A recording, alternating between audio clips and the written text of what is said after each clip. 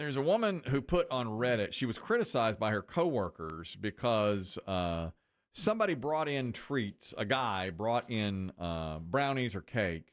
And she said, I'm sorry, I'm just not going to eat anything this man prepares because I've seen him personally kiss his dogs in the mouth. And I refuse to do that. Plus, oftentimes he'll have dog hair on his clothing, like on his sweaters and shirts and so forth. And she's like, I don't want to offend anybody, but I'm not going to eat anything anybody's made at their home who's kissing their dogs in the mouth. And a lot of people said, oh, it doesn't make any difference. That's fine. You know, it's okay to kiss your dog in the mouth, or that doesn't mean he's unclean just because he kisses his dog in the mouth. But she finds it disgusting, which I guess a lot of people do, you know. Some people might think that the dog might have licked whatever they made, too. And they're like, the dog just licked it. You can still give it away to somebody. Well, or lick their fingers. If he's going to kiss you in the mouth, he'll lick the guy's fingers, and then you'll put your fingers in the... even dog kissers, though, know about basic hygiene, you hope. About when you're preparing food. Yeah, her whole thing was, he's unclean because he kisses his dog in the mouth. I think that's a little bit of a leap, too. You know, if you wash your hands... Well, you hope everybody washes their hands. Yeah, right. Yeah, you hope. But, you know, we have, as you know, we have a house full of cats, whole different animal. Yeah. But they jump. I mean, on everything. Two of the cats regularly jump up on the kitchen counters. Yeah. Drives my wife crazy. I've kind of let it go. You just let it go, right? Yeah, because what are they going to do? If you say get down, they'll get back up 10 minutes later. We have that's where my wife cooks. We have a cat that has jumped on the counter. That is the one place we will not let her go. But if you're not there... Well, true. Well, and it's tacky looking, but they say if you put sheets of aluminum foil on it, they won't jump on it. Oh, really? Yeah, you can train them. They don't like put it on the counter. Foil. You rip out big pieces. I didn't know that. Set it on there when you're not there, or on the stove, or wherever you don't want them to go. Put foil on there, and they'll try it once, and they'll jump back, and they won't walk. It might condition them to not do it, but if they're adults, it might be too late. I didn't know that. That's interesting. Well, she rarely does it. The first time she did it, we sprayed a little water at her from a spray bottle, and she jumped down. And once in a while, she'll get up there, and we'll all look at her and go, you know, she'll get close. And bad puss. Bad puss. Boy. The worst. Bad puss. Maybe not the worst. Bad puss. That's it. That's exactly We've all been there. What we say, right? But, you know, to this woman's point, if she didn't want to eat what this guy makes, I got no problem with that. I agree. But if she's living her life in a relatively normal way, she's making a giant leap of faith every time she eats something. That's true. Anything. That's a fact. If you think about it. That's a fact. How many people prepare foods that we eat every day? Well, she says, and she went on to say, I don't like eating after him because he kisses his dog in the mouth. And frankly, I don't love eating anything anybody prepares in their kitchen unless I've been there to see if they're clean. So maybe she's got a real germ phobia over something like that. Sounds like she's at the next level.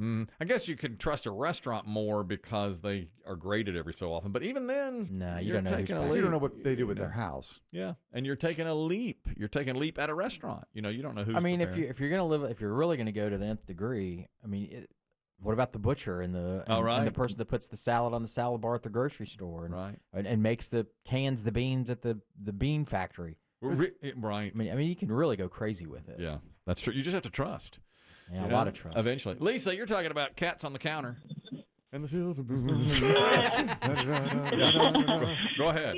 Yeah. I was cooking dinner one night, got all my ingredients out, put the pot on the stove, cutting things up, getting ready to put them in the pot, and I turned around, the cat had jumped up on the counter and was curled up laying in the pot. Thank God I hadn't turned the burner on. Oh, yeah. God. Oh, my God. Yeah, stoves are dangerous. Oh, jeez. Cats and stoves. I didn't see that coming. That's something. Yep. So you just turn around, there's a cat in the pot. Yep, you got to use a different pot now. Yeah. You got to. You got to throw that pot away. Thanks, Lisa. That's old Grimm's fairy tale, isn't it? Yes. Cat on the stove. Cat in the pot. Cat in a hot tin roof. Is that an old? Gonna put a cat in the pot. Tracy is on the line and knows something about this as well, about eating food that comes from somebody's house, like a potluck lunch or something. Tracy, go ahead.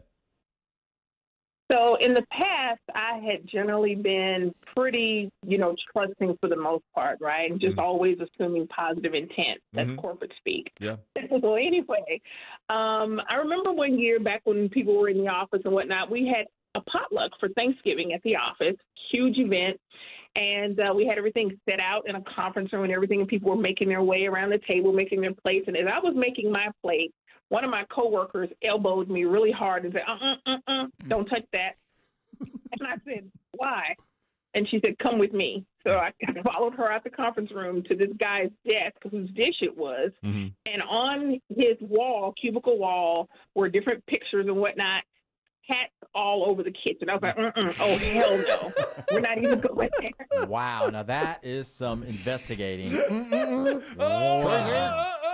Come with me if you want to live. Behold. Hilarious. That's your chef. Thank you, Tracy. That is so The funny. cat's on the counter. Yeah. That is hilarious. Yeah, and she sees it in the office, in the cubicle. There's your evidence. That's all the evidence you need right there. Man, that is astute. Boy, that is to see that. And lucky she was in line And then to put 2 and 2 together. Yeah, she's lucky she's in line beside that one. Don't eat that. Right. Kelly never would have put that The together. elbow years and the ago. ribs. People bring in all kinds of food. Kelly, I just eat it. grab right at it. and I've eat it. never had a Back problem. in the old days, yeah, if a listener from whoever brought anything in, you'd eat it. Anything. Oh, absolutely. You wouldn't even ask who or where it came from. Is that a haystack? Bring it. Well, I do like a haystack. Salted nuts? Bring it. I love a haystack. I remember one time I was at an event and somebody had brought brownies to me at the event. And there were other people there, and I was just dogging those brownies. And another person, after that woman had left, said, "Are you ever worried that a listener's trying to poison you?" Not really. I was mid-bite. Not until just now. Not till now. Until you mentioned it. Right, mid-bite. But we've had Chris Demm read stories about Yes, of course. office parties and That's right. potlucks, and everybody got sick, and everybody ate, Yeah. Tom's bologna casserole. Right. Yeah. That's exactly right. Well, most of the time, though, it's a spouse. It's a spouse doing Trying it to spouse. trying to poison somebody. That's right.